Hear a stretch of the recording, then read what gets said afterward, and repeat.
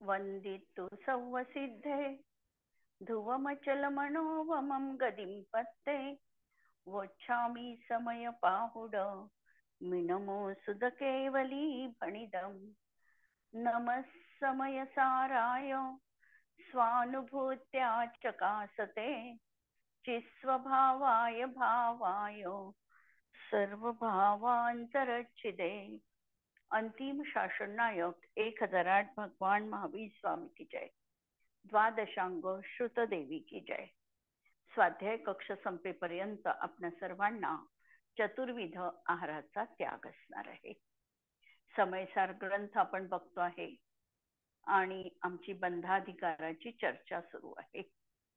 बंध हा जीवाला परलक्षी दृष्टिकोनातून होतो।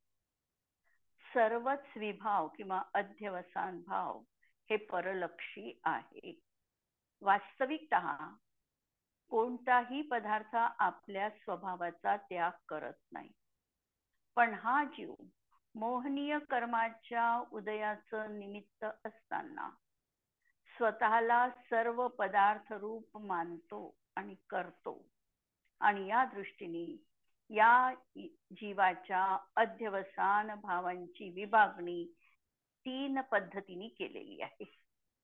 परद्रव्य आणि परद्रव्याच्या पर्यायीमध्ये कर्तृत्व बुद्धी रूप क्रिया गर्भ अध्यवसान भाव।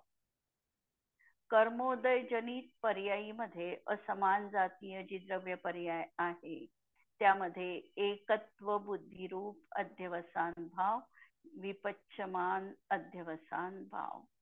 आणि परद्रव्याला जे जाणत आहे या जाणण्यामध्ये ज्ञातृत्व बुद्धी रूप एकत्व भाव असा हा ज्ञान न्यायमान अध्यवसान भाव। आणि याची विभागणी करताना हे भाव चारित्र मोहासंबंधी पहिला हिंसा गर्भ, विपच्यमानामध्ये मिथ्या दर्शनाला मुख्यता देऊन आणि धर्मादी द्रव्यांना आपलं म्हणत असताना हा मिथ्या ज्ञान रूप असे हे अध्यवसान भाव 3 तऱ्हेंचे आपण बघितलेले आहे। आणि काल आम्ही 270 नंबर गाथेची टीका बघत होतो आणि याच्यामध्ये पहिल्यांदा हे अदर्शन, अज्ञान आणि अचारित्र रूप हे जे 3 प्रकारचे अध्यवसान सांगितले। या अध्यवसान भावांचा हा शुभ आणि अशुभ कर्माला निमित्त आहे। आत्मा आपल्या न्यायक स्वभावी सद्रूप एकरूप नंतर ज्ञप्ती क्रिया मात्र असा असतानाही स्वतः मी असा आहे असा या परापासून पृथकपणा जाणत नाही आणि एकत्व मांडतो। आणि ही एकत्वतेची मान्यता हीच मिथ्या दर्शन, मिथ्या ज्ञान आणि मिथ्या चारित्र रूप आहे। यामध्ये 2 आम्ही बघितलेले होते की हे धर्मद्रव्य माझ्याकडून जाणले जातात हे बघितलं होतं आणि मी परजीवांना मारतो या प्रकारचा अध्यवसान भाव बघितलेला होता। आता ज्यांना हे अध्यवसान भाव नाहीत असे ते किती एक मुनी श्रेष्ठ सद्रूप अहेतुक ज्ञप्ती मात्र ज्याची क्रिया परिणती आहे, सद्रूप अहेतुक न्यायक मात्र एक ज्याचा भाव आहे आणि सद्रूप अहेतुक ज्ञान मात्र ज्याचे एक स्वरूप लक्षण आहे, अशा भिन्न आत्म्याला जाणतात, पाहतात आणि समीचीन प्रकारे आचरण करतात। आता जे मुनी श्रेष्ठ आहे हे मुनी श्रेष्ठ स्वतःच्या आत्मतत्वाला कसं बघतात तर सद्रूप बघतात। मी सत्स्वरूप आहे, नंतर अहेतुक आहे, मी आत्मा या जगामध्ये स्वतःसिद्ध रीतीने विद्यमान आहे। माझ्या अस्तित्वाच्या सिद्धीसाठी मला दुसऱ्यांची गरज घेण्याचं काहीही कारण नाही। माझं जगामध्ये अस्तित्व स्वतःसिद्ध अकृत्रिम अनादी अनंत विनाकारण असंच असणार आहे, म्हणून ते अहेतुक आहे। आणि माझी जी क्रिया आहे ही ज्ञप्ती क्रिया रूप परिणती माझी सतत असणार आहे। अशाच तऱ्हेचं माझं लक्षण आहे. अशा भिन्न आत्म्याला जे पाहतात याचा अर्थ दर्शन, श्रद्धा, अवलोकन करणं, सम्यक दर्शन, जाणतात सम्यक ज्ञान आणि समीचीन रीतीने आचरतात सम्यक चारित्र. म्हणजे अशा रूपाने हे तीन आचरण रूपाने करतात ते शुभ किंवा अशुभ कर्मांनी लिप्त होत नाही. या ठिकाणी जो शुद्ध सद्रूप आत्मा घेतलेला आहे, या आत्म्याचे अनंत ज्ञानादी गुण आणि त्याच्या निर्मल पर्यायी या तीन मध्ये, म्हणजे द्रव्य, गुण आणि पर्याय सहित जो आत्मा आहे, या आत्म्यामध्ये जे एकत्व स्थापित करतात. या ठिकाणी तीन मिळून असं एक अखंड आत्मद्रव्य घेतलेलं आहे. आणि एकटं म्हणजे ज्याच्यामध्ये गुणभेद, क्रियाभेद हे न बघता अखंडता जिचा अभिप्रेत आहे आणि हे तीन मिळून जे बनलेलं आहे, अशा या आत्मद्रव्यामध्ये जे एकत्व प्रस्थापित करतात त्याला माझं आहे हे ते अनुभवतात. तो आत्मा या ठिकाणी बघितलेला आहे. आणि असा जो त्या स्वतःच्या आत्म्यामध्ये जो एकत्व स्थापित करेल त्याला शुभ किंवा अशुभ कर्मांनी बंध होणार नाही. कारण निर्मल स्वच्छंदपणे उदयरूप अभेद अंतर्ज्योतीला अज्ञानी रूपतेचा सर्वथा अभाव आहे. कारण आमचा हा जो त्रिकाल न्यायक स्वभावी आत्मा आहे, आमचा जो हा परम पारिणामिक भाव स्वरूपी आत्मा आहे, या आत्मतत्वावर अज्ञान अंधकाराने पडदा टाकावा असं हे आत्मद्रव्य नाही. हे तर सदा निरावरण उदयरूप प्रदीप्त स्वतःमध्ये असंच हे नित्य विद्यमान असणार आहे. या परम पारिणामिक भावाचा आमच्या जीवनात कधीही अभाव झाला नाही. यावर आवरण टाकलेलं कोणतंही कर्म नाही. हा सदैव नित्य उदयरूप अंतस्तत्व प्रकाशमान करणारा असा हा मी आहे, हा अकाट्य विश्वास या ठिकाणी आमच्या जीवनात आचरणी प्रस्थापित केलेला आहे, स्थापित केलेला आहे. पहिल्यांदा तू हे मान, इथे तुला स्थापन करायचंय स्वतःला की तू असा आहेस. म्हणून सर्वथा अभाव आहे म्हटलं. अंतरंगात प्रदीप्त ही चैतन्य ज्योत किंचितही अज्ञान, अदर्शन आणि अचारित्र रूप होत नाही. म्हणजे आमचा त्रिकाली जो आत्मा आहे, हा आत्मा अशा तऱ्हेने कधीही मलिन झालेला नाही, अदर्शन रूप परिणमला नाही. हा स्वतःच्या स्वभावाने नित्य उजागर अशा तऱ्हेचा विद्यमान आहे. जोपर्यंत आत्मा आणि रागादी कर्मोदय जनित भाव तसेच न्यायोगात्मा आणि अन्य ज्ञेय पदार्थ यामधील भेद विज्ञान होत नाही. दोन गोष्टी या ठिकाणी सांगितलेल्या आहे. कर्मोदयजन्य नरनारकादी पर्याय आणि न्यायक स्वभावी आत्मा आणि रागादी भाव आणि अन्य ज्ञेय पदार्थ यामधील भेद विज्ञान जोपर्यंत होत नाही तोपर्यंत मी परास मानतो, मी नारकी आहे, मी परास जाणतो असे अध्यवसान भाव होतात. जोपर्यंत याला आपल्या आत्मतत्वाची प्रतीती नाहीये, मी कोण आहे हा प्रतीतीयुक्त श्रद्धाभाव ज्याच्या जीवनात प्राप्त झालेला नाही तोपर्यंत याच्या अंतरंगामध्ये हे अध्यवसान भाव आहेत. भेद ज्ञानाच्या अभावाने हे अध्यवसान मिथ्या ज्ञान, मिथ्याचार दर्शन आणि मिथ्याचारित्र अशा तीन प्रकारचे आहे. ज्यांना हे अध्यवसान नाही तेच मुनी श्रेष्ठ आहे. तेच परपदार्थ परभावांपासून भिन्न आत्म्यास जाणतात, पाहतात, श्रद्धान करतात आणि आचरतात. अतएव अज्ञानाच्या अभावी ते मुनी सम्यक दर्शन ज्ञान चारित्र रूप होतात आणि कर्मांनी बद्ध होत नाही.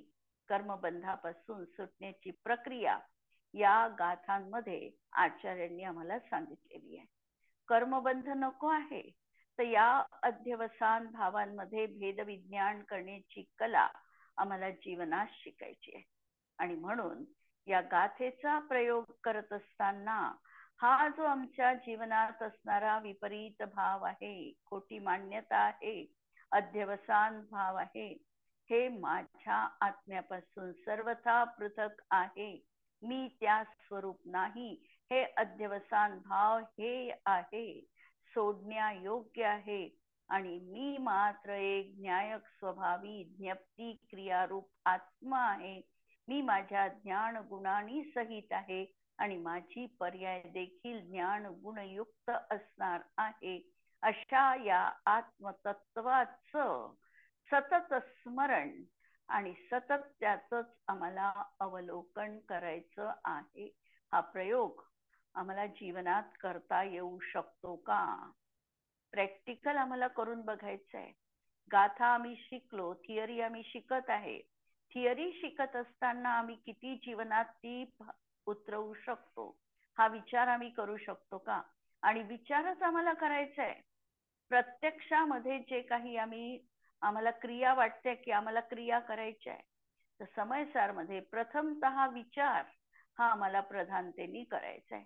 पहिल्यांदा तर हा विश्वास बाळगला पाहिजे की मी आत्मा आहे, मी शुद्ध स्वरूपाचा आहे, मी सहज आहे, मी अकृत्रिम आहे, मी ज्ञप्ती क्रियारूप आहे, असं माझ्या आत्म्याची मला माझ्यातच स्थापना करावी लागते. आणि अशी एकदा मी शुद्धाची स्वतःमध्ये स्थापना केली की मला त्यापासून शुद्ध पर्यायीच प्राप्त होतील आणि अशुद्धता जी आहे, मलिनता आहे, ही माझ्या जीवनातून सहज रीतीने निघून जाणार आहे. जर आम्ही एका दृष्टीने म्हटलं की मी हा असा आहे, तर त्याला प्रतिकूल असणारा, त्या स्वभावाशी विसंवाद उत्पन्न करणारा भाव माझ्यामध्ये टिकू शकणार नाही. कारण तो भाव आला तरी माझं लक्ष राहील की हा मी नाही, हा वेगळा भाव आहे, हा माझ्या आत्मस्वभावाशी मॅचिंग होणारा भाव नाही. आणि म्हणून त्याला सहज रीतीने बाजूला करणं हेच आमचं या ठिकाणी उद्दिष्ट किंवा हाच आमचा प्रयोग असणार आहे. यानंतर जयसेन आचार्यांच्या टीकेमध्ये, तात्पर्यवृत्ती टीकेमध्ये एक गाथा आलेली आहे. त्या गाथेमध्ये संकल्प आणि विकल्प हे शब्द आम्ही नेहमी वापरतो, पण या संकल्प आणि विकल्पाचा नेमका अर्थ काय आहे आणि हे संकल्प विकल्प रूप परिणाम आम्हाला सोडण्यायोग्य आहे, हे या गाथेमध्ये आचार्य जयसेन स्पष्ट करत आहे. ज्या संकल्प वियप्पो ताकम्मं कुणदी असुह सुह जनयम अपसरुवारिद्धि जावन हिय ए परिपुरई. जोपर्यंत संकल्प विकल्प आहे, संकल्प आणि विकल्प परद्रव्यामध्ये जे काही आमच्यापासून पृथकभूत असणारे परद्रव्य आहे, ते परद्रव्य कोणते आहे? तर ज्याला आम्ही उपचरित असद्भूत व्यवहारण्याने माझं म्हणतो आहे, हे सगळे परद्रव्य. मग त्याच्यामध्ये आमच्या घरदार सोनं, 10 प्रकारचा जो बाह्य परिग्रह, पुत्र मित्र कलत्र, हे सगळं सचित्त अचित्त आणि सचित्ताचित्त असा हा जो आमच्यापासून पृथक असणारा परिग्रह आहे, यामध्ये आपलेपणाचा ममत्व रूप परिणाम हे माझे आहे, हे मानणं रूप जो माझा परिणाम आहे, या परिणामाला म्हणायचं संकल्प. आणि विकल्प आमच्या मनामध्ये जो हर्ष विषाद रूप, सुखदुःखादी रूप जो परिणाम उत्पन्न होतो आहे, याला म्हणायचं विकल्प. जोपर्यंत आमच्या अंतरंगामध्ये सुखदुःख रूप परिणाम आहे, तोपर्यंतही आम्हाला अनुभूतीची प्राप्ती होऊ शकत नाही. कारण हा संकल्प आणि विकल्प हा आमच्या आत्मस्वभावमय परिणामांशी विरुद्ध असणारा परिणाम आहे. म्हणून जोपर्यंत संकल्प आणि विकल्प आहे तोपर्यंत आत्मस्वभावमय वृद्धी अर्थात आत्मानुभूती प्रगट होत नाही. आणि जोपर्यंत ही अनुभूती प्रगट होत नाही, स्वानुभूती येत नाही, तोपर्यंत हा जीव शुभ किंवा अशुभ कर्म करतो. म्हणून संकल्प याचा अर्थ परत आत्मा बाह्य विषयरूप शरीर स्त्री पुत्र आदींमध्ये हे माझं आहे असा ममत्व रूप परिणाम करतो, त्याला संकल्प म्हणायचं. आणि अंतरंगात जो हर्ष विषाद रूप विकल्प होतो तो त्याला विकल्प म्हणायचं. आणि ज्ञानादीने हा आत्मा समृद्ध असूनही हा स्वतःच्या आत्मतत्वाला जाणत नाही. जोपर्यंत हा आत्मा अंतरंगात स्फुरायमान होत नाही, म्हणजे प्रतीतीत येत नाही, तोपर्यंत शुभाशुभ भावांना उत्पन्न करणारे कर्म करतो. म्हणजे स्वानुभूतीने रहित असे संकल्प विकल्प रूप अध्यवसान भाव हे बंधाचं कारण आहे. आता ही गाथा आम्ही एक जास्ती जी आत्मख्याती टीकेमध्ये नाही पण तात्पर्य वृत्ती टीकेमध्ये आम्हाला दिसते. यानंतर जो अध्यवसान हा वारंवार शब्दाचा प्रयोग या ठिकाणी केलेला आहे आणि अध्यवसानांनी बंद होतो हे सांगितलेलं आहे. अनेक गाथा आपण आतापर्यंत अध्यवसानाच्या संबंधामधल्या बघितलेल्या आहे. मग आता सहज मनामध्ये प्रश्नाला हा शब्द वारंवार वापरल्या चाललेला आहे. अध्यवसान म्हणजे नेमकं काय आहे आणि कशाला म्हणतात, या उत्तरादाखल आता ही 271 नंबरची गाथा या ठिकाणी सांगितलेली आहे की अध्यवसान भाव आणि या अध्यवसान भावाला कोणकोणते पर्यायवाची नाम आहे हे पण या गाथेत सांगतात. 271 नंबरची गाथा. बुद्धी ववसाओविय अध्यवसानम अदीय विण्णाणम इक्कट्ठमेव संवम चित्तम भावोय परिणामो. अध्यवसानाचं स्वरूप आणि प्रतिशब्द त्याला बुद्धी म्हणा. आता बुद्धी म्हटली तर ही बुद्धी अध्यवसान रूप असल्यामुळे बुद्धी ही विपरीत बुद्धी लावायची, समीचीन बुद्धी नाही. जी कीस पाडणारी वृत्ती आहे, जी शंका करणारी बुद्धी आहे, हे असं का, त्याला जर आम्ही अशा प्रकारे विपरीत डायरेक्शननी जी बुद्धी काम करते आणि आज आम्ही बघतो आम्ही सगळं जे काम करतो आहे हे बुद्धीनी काम करणं सुरू आहे आमचं. हे असं का, यांनी असं का करावं, हा करणं अभिषेक ठीक आहे का, हे असं करणं योग्य आहे का, जोपर्यंत ही बुद्धी आमची कार्य करते तोपर्यंत आम्ही त्यावर योग्य उत्तर देऊ शकत नाही. बुद्धी जी आहे ती कधी कधी आम्हाला कुतर्क करायला भाग पाडते. म्हणून कधी कधी आम्हाला बुद्धीला बाजूला करून भावनेला जागा द्यावी लागते. आणि आम्ही बघतो व्यवहारामध्ये जेव्हा भावना प्रबलवती बनते, हृदयाने आम्ही विचार करतो, बुद्धीला थोडा विराम देतो, हृदयाने विचार करतो, तेव्हा आम्हाला बऱ्याचशा गोष्टी जीवनात सहज सुकर होतात. आणि जर आम्ही बुद्धीने विचार करत राहिलो तर आम्हाला बुद्धीने प्रत्येक प्रश्नाची उत्तरं मिळतील असं नाही. या ठिकाणी अध्यवसान भावाला बुद्धी हा पहिला शब्द आलेला आहे. दुसरा व्यवसाय. व्यवसाय याचा अर्थ आमच्या ज्या दैनंदिन गोष्टीसाठी आम्ही ज्या क्रिया करतो आहे ही व्यवसाय बुद्धी आहे. नफा तोटा बघणारी जी वृत्ती आहे. आज आम्ही मंदिरात जायचं तर आम्हाला काय फायदा आहे, स्वाध्याय करायचा तर आमच्या जीवनात काय होणार आहे, आम्ही हे सगळं गणित आज जे लावतो आहे हे व्यावसायिक दृष्टिकोनातून लावतोय.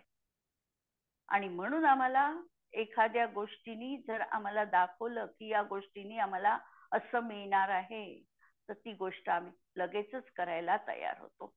जसं आता आजकाल आम्हाला असं हे मनाचं संतुलन सोडणाऱ्या पण गोष्टी आम्हाला आमच्या समोर आलेल्या आहेत, की तुम्ही भगवंतांचा जर अभिषेक केला तर तुमच्या जीवनामध्ये सगळं काही तुमचं भलं होईल.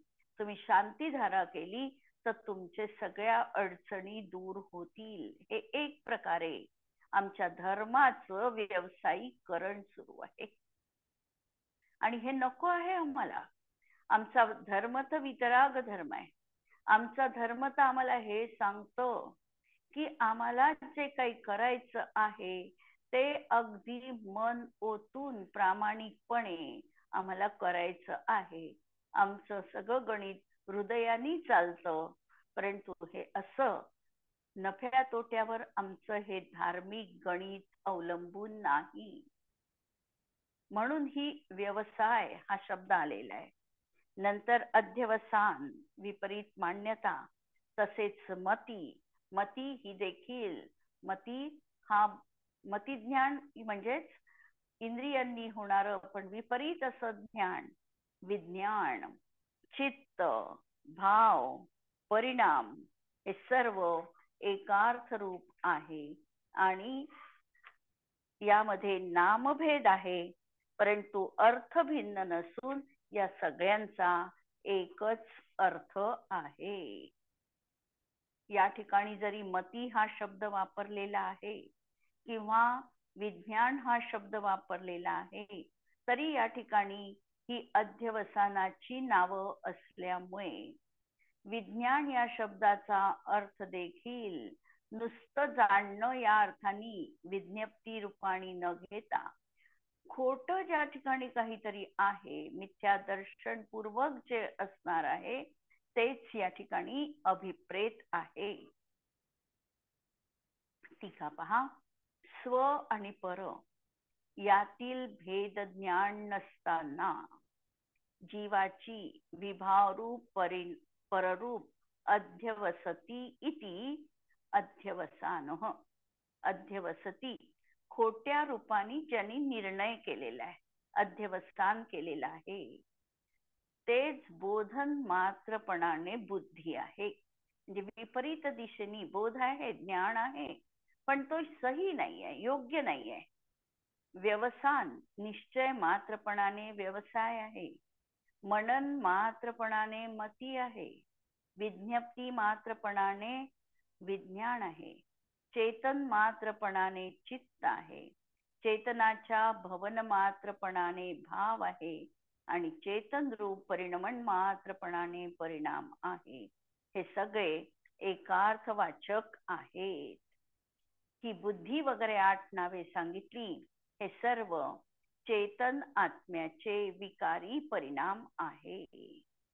जोपर्यंत स्वपरभेद ज्ञान होत नाही तोपर्यंत स्व आणि परामध्ये एकत्व निश्चय रूप बुद्धी, मती वगैरे होतात आणि यालाच अध्यवसान म्हटल्या जातात. अध्यवसानासाठी समजा हा जर आम्ही थोडासा वेगळा विचार केला तर बुद्धीचं कार्य आहे निर्णय करणं, आणि जी बुद्धी योग्य निर्णय करत नाही तिला या ठिकाणी बुद्धी असं म्हटलेलं आहे. म्हणजे जिथं परामध्ये कर्तृत्व नको, भोक्तृत्व भाव नको, एकत्व भाव नको, ममत्व भाव नको, तर ही बुद्धी अशा तऱ्हेने हा भाव करते, विपरीत दिशेला घेऊन जाणारी आहे. अशी ही बुद्धी, याचं नाव या ठिकाणी अध्यवसान बुद्धी असं म्हटलेलं आहे. बुद्धी जी निर्णय करणारी आहे. व्यवसाय म्हणजे आमचा संपूर्ण वेळ व्यापार, धंदा, घर, परिवार, समाज यामध्ये घालविणे आणि यामध्येच आमचं कर्तृत्व आहे परामध्ये, अशा तऱ्हेचं निश्चित करणं, प्रत्येक गोष्टीमध्ये नफा नुकसान बघणं, असा हा व्यवसाय ज्याला अध्यवसानच म्हटलेला आहे. मती याचा अर्थ केवळ बौद्धिक तर्क कुतर्क करणं. केवळ बुद्धीने विचार सुरू आहे आणि आम्ही हृदय शून्य आज होतो आहे. भावना शून्यता, संवेदनता जीवनातील वजा होते आहे आणि केवळ बुद्धीवर आम्ही सगळं काही विचार करतो आहे. तर ही देखील चुकीची गोष्ट आहे. म्हणून ही पण मती विज्ञान इथे तत्वज्ञानाच्या विरुद्ध कल्पना, म्हणजे मी पराला सुखी दुःखी करतो अशा प्रकारचा जो भाव आहे याला विज्ञान म्हटलेलं आहे. आणि चित्त, चित्त म्हणताना देखील चेतनेपासून विपरीत असणारा परिणाम. आणि भाव म्हणताना काय पाहायचं, तर भवन मात्र, होणं मात्र. तर चित्ताचं जे असं चेतनेच्या विरुद्ध होणं रूप परिणमन, त्याला म्हणायचं भाव. हे जे विपरीत भाव आहे, विकारी भाव आहे, त्याला या ठिकाणी प्रामुख्याने लक्षात घ्यायचं. आणि जी पर्याय विकार रूप होते आहे ते परिणाम आहे. इथे पण सगळा मिथ्या अभिप्राय हाच महत्वाचा आहे. आणि हे सगळे शब्द एकार्थवाची आहे. जसं त्यांनी जयसेनाचार्यांनी आपल्या उदाहरणामध्ये सांगितलं की एकार्थवाची कसे आहे, तर शक्र, इंद्र, पुरंदर ही सगळी इंद्रासाठी आलेली नावं आहेत. इंद्रासाठी आलेली नावं असताना देखील इंद्र कुणाला म्हणायचं, शक्र कुणाला म्हणायचं, पुरंदर कुणाला म्हणायचं, हेही थोडं शब्दभेद असल्यामुळे त्याच्या अर्थामध्ये थोडा फरक पडणार आहे. इंद्र त्याला म्हणायचं की जो शक्तिशाली आहे, जो सभेमध्ये शोभतो आहे, जी त्यांची इंद्र, सामानिक, त्रायस्तिंश अशी जी सभा असते इंद्राची, या सभेमध्ये जो इंद्र पदावर, मुख्य पदावर शोभायमान होतो तो इंद्र आहे. शक्र कुणाला म्हणायचं, जो शक्तिशाली आहे. इंद्राचं बल आपल्याला माहिती आहे, पूर्ण जम्बूद्वीपाला उलटवून टाकण्याचं सामर्थ्य इंद्राजवळ आहे. असा जो शक्तिशालीपणा जिथे अभिप्रेत आहे त्यावेळेला त्याला शक्र म्हणायचं. आणि पुरंदर नगरांचा देखील तो विध्वंस करू शकतो अशी त्याची शक्ती, ताकद आहे. आणि जेव्हा तो नगराचा विध्वंस करतो तेव्हा त्या इंद्राला पुरंदर असं म्हटलं जातं.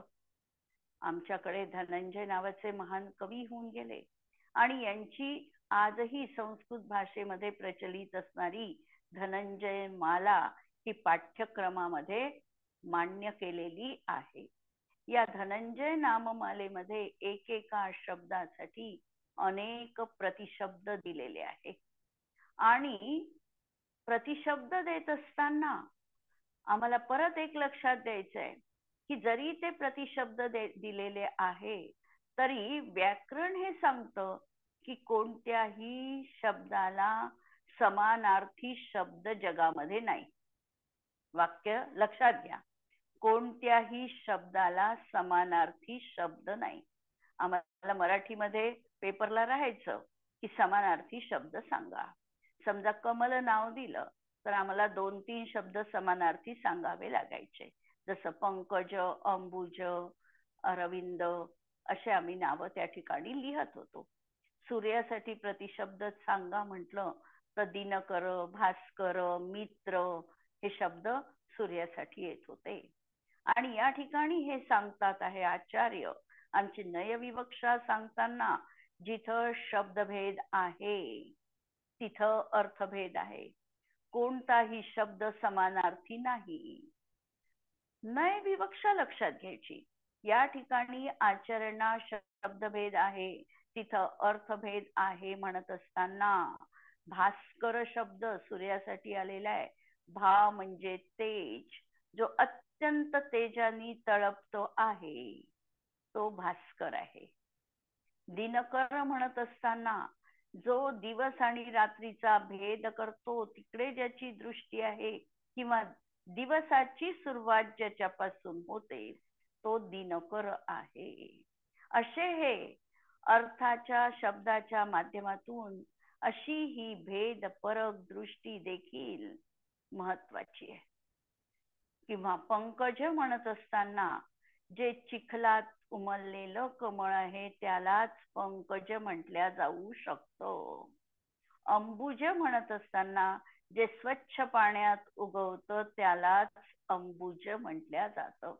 जर अंबुज आणि पंकज समानार्थी शब्द होत नाही, कारण चिखलात उगवलेल्या कमळाचं पंकज नाव आहे आणि पाण्यात उगवलेल्या कमळाचं अंबुज नाव आहे. किंवा कुमुदिनी हा देखील कमलासाठी शब्द आला आहे, पण कुमुदिनी म्हणत असताना जी चंद्रप्रकाशात रात्री फुलणारी कमळ आहे त्याला कुमुदिनी म्हटल्या जातं. हे सगळे आम्हाला या शब्दांच्या अशा छटा या ठिकाणी समानार्थी शब्द म्हणून सगळे वापरलेले आहेत, पण शब्दभेद आहे त्या ठिकाणी अर्थभेद करून आपण समजलेलो आहे विषय. पण आणि तरी आचार्य सांगत आहे की समभिरूढ नयानी या सगळ्यांना एकच समजा, की ज्या ठिकाणी बुद्धी वापरल्या जाईल, व्यवसाय वापरल्या जाईल, चित्त वापरल्या जाईल, अर्थात प्रत्येक ठिकाणी नाही, अध्यवसानाच्या संबंधात हे शब्द कधी कधी वापरात येतील आणि त्याला मिथ्यात्व सहित अज्ञानमूलक अध्यवसान विपरीत भाव असा त्याचा अर्थ आहे. अशा तऱ्हेच्या ही गाथा आपण या ठिकाणी बघितली 271 नंबरची, आणि पुढचं उद्याच्या याच्यात आपण बघणार आहोत. जिनवाणी के ज्ञान से सूझे लोकालोक, सो जिनवाणी मस्तक नमो सदा देत हूँ गो. नमो अरिहंताणम नमो सिद्धाणम नमो आयर्याणम नमो वज्रायाणम नमो लोरे सवसाहुणम. सर्वांना जय जिनेंद्र.